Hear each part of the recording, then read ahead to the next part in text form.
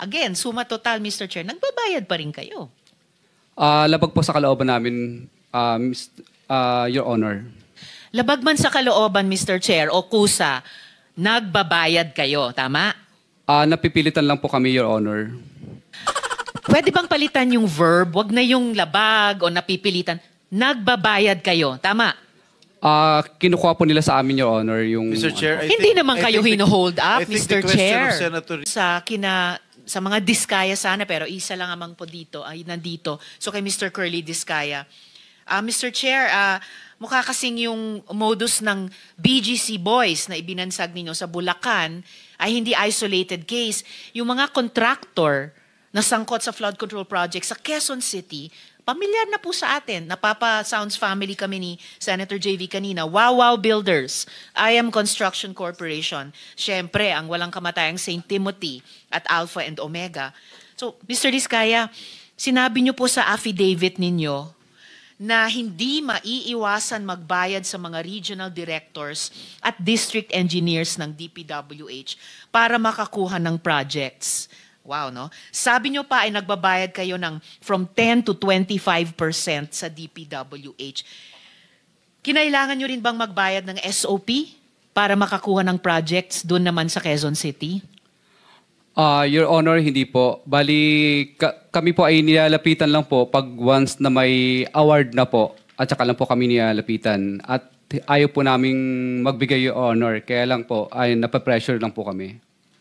So hindi tama yung unang sagot nyo na hindi kayo nagbabayad. Kasi yung huling sinabi nyo ngayon ay ayaw nyo sana, pero nape-pressure kayo. So, suma total, nagbabayad din po kayo kahit sa project sa Quezon City. Labag po sa kalooban po namin, pero ano po, kasi magkakaroon po ng problema po ang collection po namin at saka yung mga projects po namin. So labag sa kalooban nyo, pero dahil gusto nyong makakolekta, dahil ayon sa inyo, hindi daw kayo makakakolekta kung hindi kayo nagbabayad. Again, suma total, Mr. Chair, nagbabayad pa rin kayo. Labag po sa kalooban namin, Your Honor. Labag man sa kalooban, Mr. Chair, o kusa, nagbabayad kayo, tama? Napipilitan lang po kami, Your Honor. Pwede bang palitan yung verb? Wag na yung labag o napipilitan. Nagbabayad kayo, tama?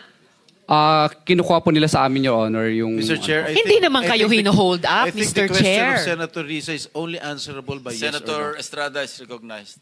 Yes, Mr. Kindly Chair. address the chair if you want to Yes, interject. Mr. Chair, I apologize. The question of Senator Ontiveros is only answerable by yes or no. Yes, Your Honor. All right. You answer, Senator Risa. Thank you, Mr. Chair. So yes, nagbabayad kayo. Yes, Your Honor. Yes, hindi kayo hino-hold up. Kayong nang-hold up sa taong bayan. Pag napatunayan namin lahat-lahat nitong mga flood control project scams. Okay, dyan po ba sa Quezon City, nagbibid din ba ang mga kumpanya ninyo laban sa isa't isa? No po, Your Honor. No? I'm Sa speaking... naunang hearing, Mr. Diskaya, sinabi nyo or sinabi ni Ms. Diskaya, nagbibidbidan ang mga kumpanya ninyo sa laban sa isa't isa kuno. Para matalo man yung iba, may mananalo sa kanila, panalo pa rin kayo. Your Honor, naguguluhan lang po siya ng mga time po na yun. Pero sa records po namin, hindi po naglalabanan at nag-divest na po kami sa mga company po na yun. Bali, ako po yung honor ay St. Gerard lang po ang aking company. Mr. Diskaya, kanina ang sinasabi nyo, heart condition, diabetes, hypertension. Ngayon sinasabi nyo, naguguluhan lang siya. So, sasabihin nyo, ngayon gusto nyong pag-usapan yung mental health natin. Sir, please just answer the question. Nung nakaraang hearing, sinabi po ni Ms. Diskaya, on record po yan sa komite, na nagbibid against each other yung mga kumpanya niyo. Pinakita ko nga po yung calling cards ninyo sa siyam na komiting iyan. Sabi ng asawa niyo, nagbibid ang mga kumpanya ninyo sa isa't isa. So ganyan din ba ang kalakaran ng mga kumpanya niyo sa Quezon City? Your Honor, sa record po namin, hindi po sila naglalabanan. At ang amin lang pong company doon ay yung St. Gerard lang po ang akin po. At yung sa miss ko naman po is Alpha lang. 2 kumpanya lang sa inyong mag-asawa. Pero yung mga kamag-anak nyo, ang controlling persons din dun sa iba pang mga kumpanya. Your Honor, pero hindi po sila naglalaban sa bidding. So ano Sa yung record sabi po nyo namin. may kalakaran kayo? Ano bang kalakaran ninyo sa Quezon City ng inyong mga kumpanya? Sumasali po kami sa public bidding. Pag nakikita po namin sa PhilJeps, sumasali po kami para sa public bidding po. Pero bakit sinabi nung asawa nyo na kahit pagkatapos mabasa nyo sa PhilJeps, nagko-compete, hindi lang isa, hindi lang dalawa ninyong mag-asawa, pero yung siyam na kumpanya ninyo sa isa't isa? Your Honor, kinakabahan lang po siya at saka naano lang po siya, kinakabahan lang po siya. Pero sa record po namin, wala po naglalabanan.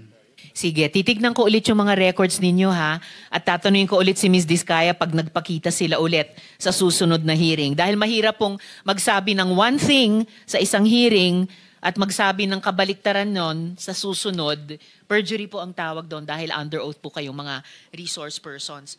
Ngayon may mga nakausap o nilapitan din ba kayong regional directors at regional director at district engineers dito naman sa NCR? Your Honor, wala po. Bali, sumasali po kami sa public bidding. Pag nakakita lang po kami ng mga public bidding na nakapost sa PhilJeps na invitation, tsaka lang po kami pumupunta at sumasali sa bidding. At nagbayad din ba kayo ng 10 to 25% para makakuha ng proyekto?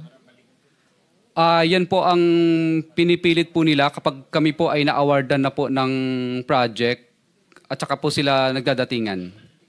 At pag nagdadatingan sila at pinipilit kayo, nagpapapilit naman kayo, nagbabayad kayo?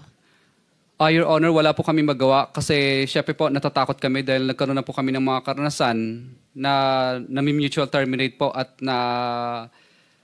nami-mutual terminate at saka nagkakaroon po ng right of way problem ang mga project po namin. Pero nagbabayad kayo, 10 to 25% sa Quezon City. Your Honor, yes po, Your Honor. Yes, ay salamat. Isang consistent na sagot so far. Ngayon sir, doon sa inyong affidavit, Mr. Diskaya, doon po sa inyong affidavit, paano kayo nagbabayad sa mga opisyal? Gaya ng sinabi nyo. Cash ba yan lagi? Cash po lagi. Okay, cash lagi. So, nag-withdraw kayo ng malaking cash sa bangko? Yes po, Your Honor.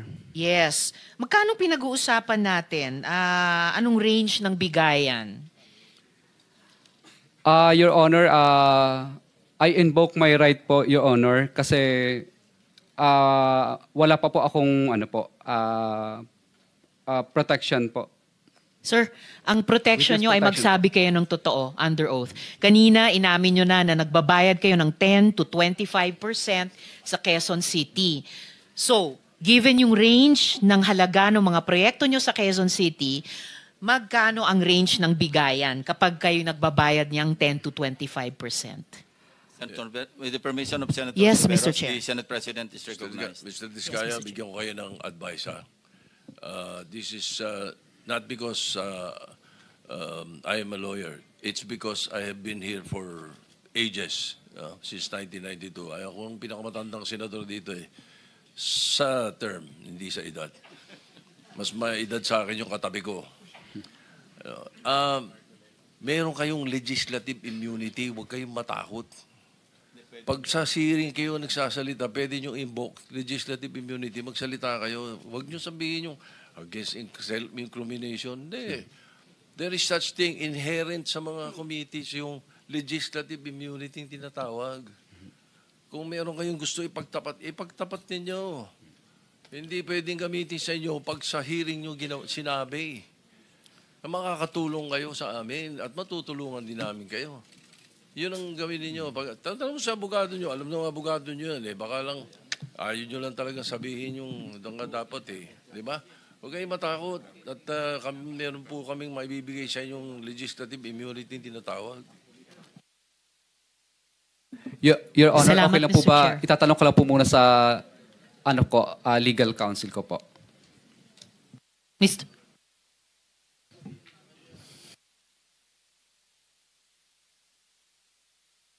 1 minute suspension.